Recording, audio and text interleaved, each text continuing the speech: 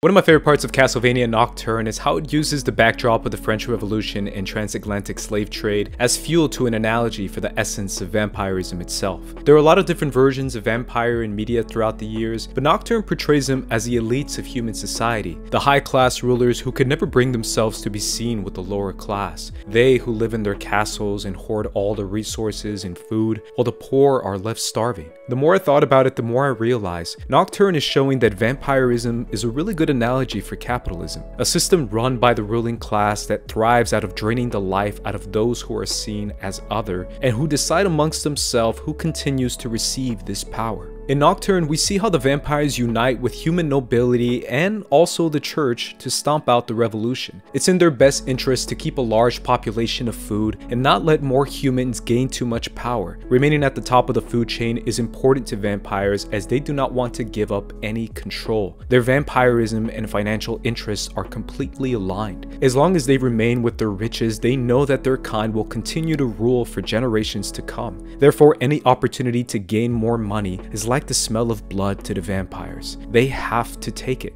The evils of the slave trade is just another opportunity for them to gain more riches and continue to rise to more power. Any push to remove this successful business to them is an infringement on their essence itself. Regardless of how evil these practices are, they don't care because it gives them more power, more influence, more riches. This is the essence of vampirism and capitalism, an insatiable thirst for more regardless of what it does to others. There is no morality attached to it, no thought of the cost of human lives, no virtue or integrity, only evil. That is all that remains. This constant ignoring of what is happening to the working class is all part of the plan for the vampires. Any kind of division and resentment they can sow amongst the workers is part of their scheme. This is where the church comes in Nocturne. The vampire make it a goal of theirs to turn the church folk against the revolutionaries, to make them appear ungodly and ungrateful, even though they themselves are literally the demons in this scenario. The abbot stands against his own daughter and humanity while staring evil in the eye and teaming up with them while claiming it's all in the name of God. It's a damning story that rings all too true in today's world. Nocturne shows how the noble class vampires of this time period live by the same principles we see in today's ultra-capitalistic society. Make sure those at the bottom stay at the bottom and take any opportunity to grow your riches and power regardless of what it does to others. This show does an incredible job at creating powerful imagery and analogies that can be seen as more relevant now than ever.